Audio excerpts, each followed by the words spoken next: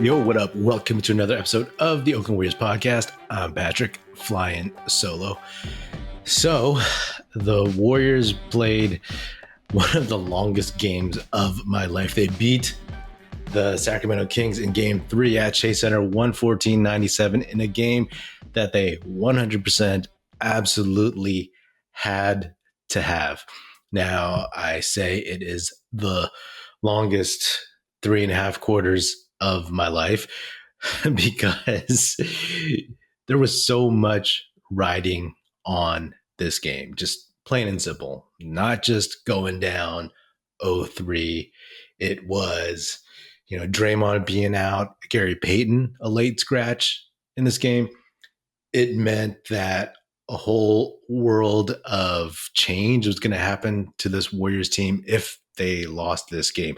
Now, don't get me wrong. They can go on to cough up game 4 at home, and then we're in the same boat. But this one was an absolute must-have. And the way they'd been playing versus the Kings in Sacramento, you were concerned, obviously. The questions about how they played in Sac, though, it was like they weren't getting blown out. They were in each of those games. They had leads in those games, but they couldn't close it. And, that's fair for being on the road. We thought they would get a split at least, and it didn't happen. So just looking at it, being down 0-2, it's like you had to get this one. And change to this team might still come if they lose this series, if they lose the next series, if they even go deep into the playoffs. That's just the reality of their salary situation, the upcoming new CBA, all that stuff. But what we hoped for in this game was that being at home, the Warriors support staff, the others on this team would step up. They just had to, it was all hands on deck without Draymond and then without Gary Payton II. And, this team overall, they showed the energy, the focus, the effort that they needed. It was like it was the required degree of desperation and intensity that, they needed to, make these Kings fold sooner than later. And, let's be honest, like the Warriors, they were playing for this season and next season, the future, right?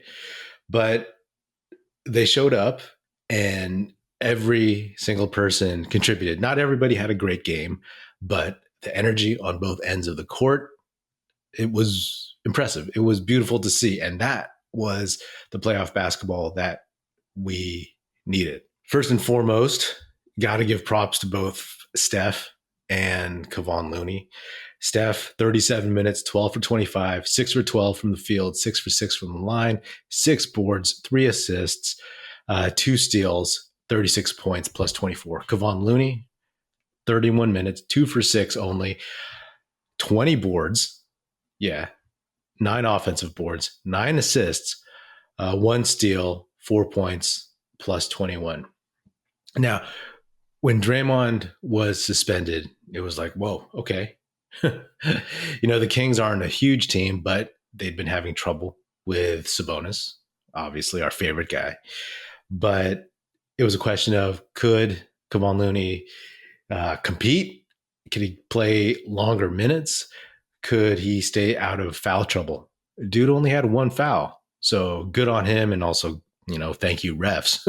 But 31 minutes is a lot for Looney in general. So, just his ability to keep plays going, just watching him in a sea of Kings jerseys, tipping the ball to himself, tipping it to a teammate, slapping it out for an offensive board. Those things were huge. And, he's so underrated. And it's crazy to me because the last 2 times he's been a free agent, he has not gotten many good offers. I understand that a lot of people are concerned about his health. A lot of it is also that they think he's just a cog in the Warriors system and not somebody who can go into any other system and do things. But he is so dang important to this team. And without him, I mean, I don't know. I have no idea what they do. I mean, they would be basically playing like JaMychal Green and going small the whole time, like really small. Steph, he put this team on his back. He was aggressive. He attacked. He should have gotten more free throws, in my opinion. But, we know how that goes. There were a couple times shooting threes. He got hit. He got bumped. A couple layups, drives. But, it is what it is. Andrew Wiggins, I just got to say that I'm still really impressed. This is his third official NBA game since around Valentine's Day. And I just love the confidence and aggression that he's showing, right? Like in game one, game two, he's not necessarily like forcing the issue, but he's taking his shots. And you could tell that he understands the team needs him to step up, and he does. 34 minutes, 8 for 16 from the field, 3 for 6 from three. So his legs and that shot are coming back. 7 boards, 3 assists, 20 points plus 17. Solid. Love to see playoff Wiggs, and he did a great job on the defensive end. You just want to keep that going. Jordan Poole got the start. Both he and Klay did not shoot well. Poole was only 4 for 13, 1 for 7 from three in 28 minutes, but he did get to the line 8 times, 7 for 8. Klay only 5 for 15, 3 for 10 from three, but he hit some big dagger shots in the fourth quarter, as the game was kind of still maybe within reach, like the mid-teens and everything like that. But he quickly just put that to rest, and it was all good vibes after that. I have to say that the tempo of this game, it was fun, the energy, you know what I mean? And it felt like the longest game because so much was riding on it, like I said, but also because we know that this team can let the rope slip, that they can lose focus, that they can make enough errors for a team as good as the Kings and a team, as we saw in the regular season, as bad as, say, the Detroit Pistons or Charlotte Hornets. They can allow those guys to get back into the game.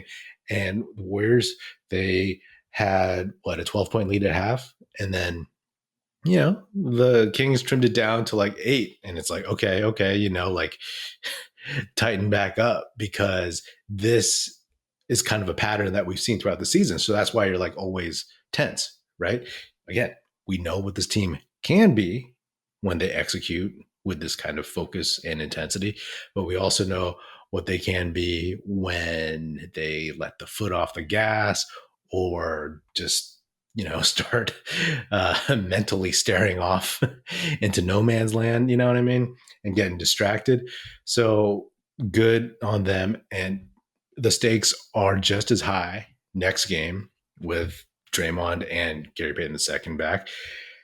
This was a game of desperation, and hopefully they carry that into game 4 on Sunday, because you can't just be like, okay, we got it, and Draymond and GP2 are back, and then all of a sudden you let your guard down. The Kings are going to come after it. You know what I mean? They themselves are thinking we just need one at Chase Center, the same way we were like, hey, the Warriors just need one at Golden One Arena.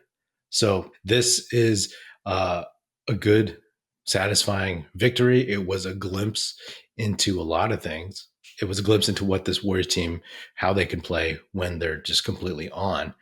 But it's also kind of a glimpse into what life is like without Draymond Green. But, that's an interesting thought for later down the road, hopefully way later down the road.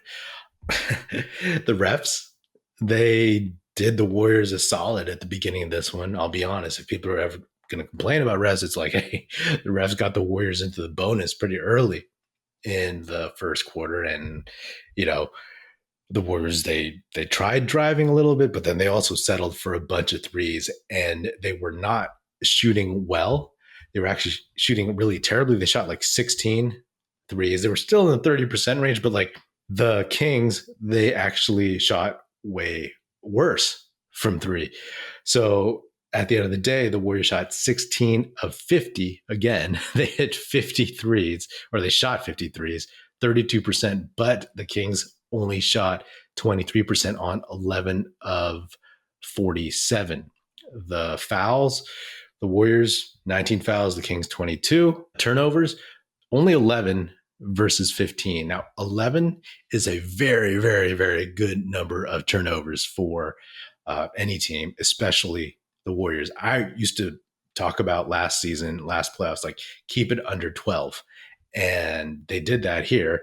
So, that's a big deal. And, part of it is because that level of urgency and playing at home and taking care of each and every possession. And also, hey, Draymond and Steph were the ones tossing it around the gym the first couple of games. And at least Draymond wasn't there to make these long, lofting passes that get picked off. So that was actually a plus. Moses Moody got some playing time. I mean, the thing about Moody is obviously he did not play much at all in the regular season. So it's like, is he just good in the playoffs in Kerr's mind? But with Payton out, with Draymond out, clearly Steve Kerr, his trust in Kuminga is a little up and down, but he went with Moody, 16 minutes, 4 for 7 from the field, 2 for 5 from 3, 3 for 3 from the line, 3 boards, 13 points. I mean, that's a big deal. That is prime time for him.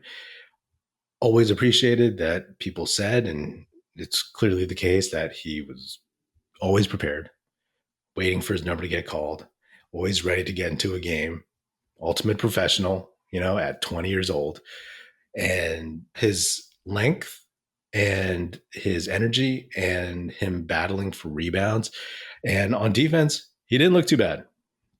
He figured some stuff out and didn't get burned the way that we're used to seeing him get burned by quicker dudes. So I was really, really impressed with that. Again, he carries himself really well. And Kuminga did get some time. He had 13 minutes, 3 for 7 from the field, missed his 2 3-pointers, 2 boards, 1 steal, 1 assist, 6 points. And those 6 came on some pretty impressive dunks. And that is at the very least what you need from him, because no one else on the team can bring that. In the first half, he tried to take Alex Len's head off, but got fouled. So, even though he didn't have the greatest overall floor game, Kuminga was able to contribute in a way that's unique to him. You know what I mean? So that's good. And then in the second half, we saw Moses Moody and Jonathan Kuminga on the court at the same time in a playoff game. I was like, wait, are you kidding me? I had to rub my eyes. I was like, oh man, this is beautiful. I think I'm going to cry because they did well. And I want to see those young dudes contribute. And it's helpful that they're at home, right? Benches don't travel as well. But this is one of those games where, they were able to kind of look the part. Everybody was just like, they looked so focused. I don't think I'd ever seen this team this focused. And I'd always wondered when would that happen? In their first must-win game of the season, the playoffs, there you go. That's when it happens. So they have to continue this nonstop. This is the first round. And I'm not saying that the first round is going to be a slog. So if they make it to the second round, it's going to be a slog. It's all matchup based, right? It's all matchup based. And I think this Kings team has proven that they are not afraid of the bright lights, which makes sense because even though they're much younger than a lot of the Warriors' main players, they are not like rookies or second-year players. They've been around the league for a minute. And then their speed, and then Mike Brown and his intimate knowledge of the Warriors. So when you look at that, those are distinct characteristics of this Kings team that have given the Warriors some issues and some problems and will continue to throughout this series. But then in other series, again, matchups are different. How would the Warriors match up versus the Grizz or the Lakers? Totally different topic, but they need to keep bringing this every single time. Donte DiVincenzo, I felt like that dude had his hand on every rebound, on every loose ball throughout the game. 27 minutes, didn't shoot well, only 2 for 8, 1 for 5 from 3. Only hit one of his 2 free throws, 7 boards, 8 assists, 4 steals, 6 points. I mean, how you like me now? I mean, talk about making up for those first 2 games where he didn't look playable because he couldn't stay in front of Malik Monk or De'Aaron Fox. So DiVincenzo, this was the game we had wanted to see from him. You know, I talked about in the last episode how the guys that we've relied on throughout the season off the bench. I talked about in right before the playoffs how, like, okay, well, you know, off the bench we got, you know, Poole, DiVincenzo, Kuminga, and Gary Payton II, and you're like, okay, that is pretty solid. So going into those first 2 games, you felt good, but then when they weren't all producing, and a lot of them, like Poole, DiVincenzo, and Kuminga in particular, they were giving you very little, right? And in some cases, they were giving you some negative minutes. So for all of those hiccups and flaws, it's like, okay, they're back to showing who they can be.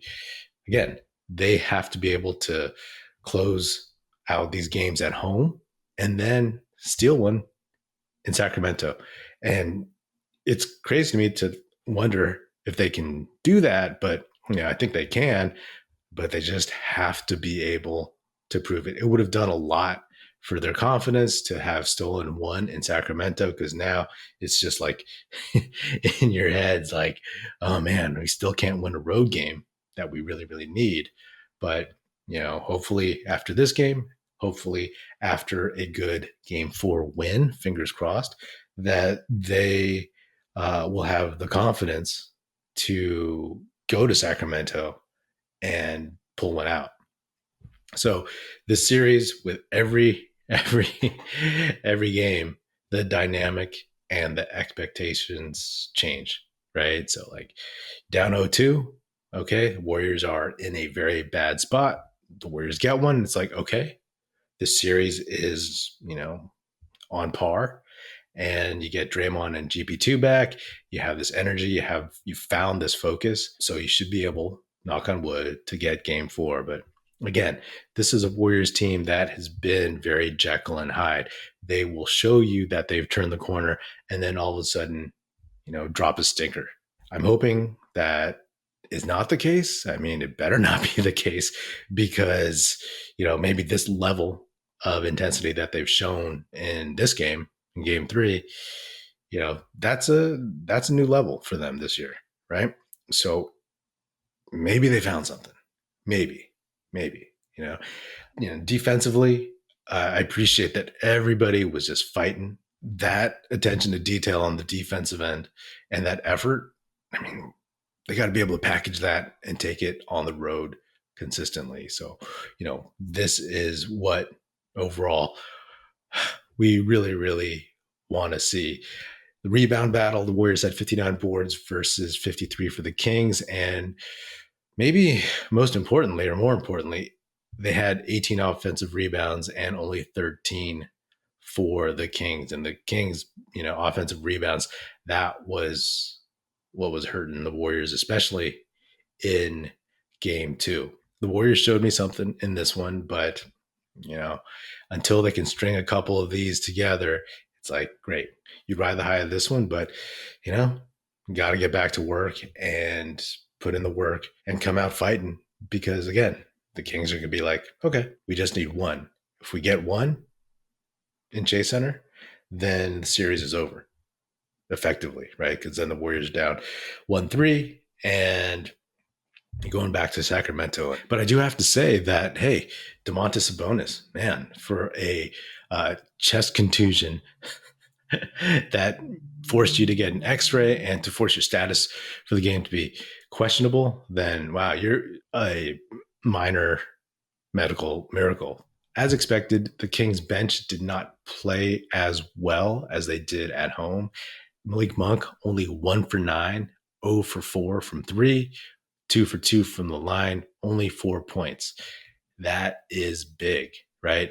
All of a sudden, the Malik Monk we were seeing in Sacramento has turned into Malik Monk that we kind of know in general, which is like he can put up big, crazy numbers, but then he could also go cold. And he's somebody that you have to attack on the defensive end as well. And, I thought they did a good job of doing that. Trey Lyles, a guy who had hurt the Warriors in the first two games, 13 minutes, 0 for 6, 0 for 4 from 3, 2 points. That's good. Anyway, feeling good about this one. And, you live to fight another day. So catch you after game 4 on Sunday.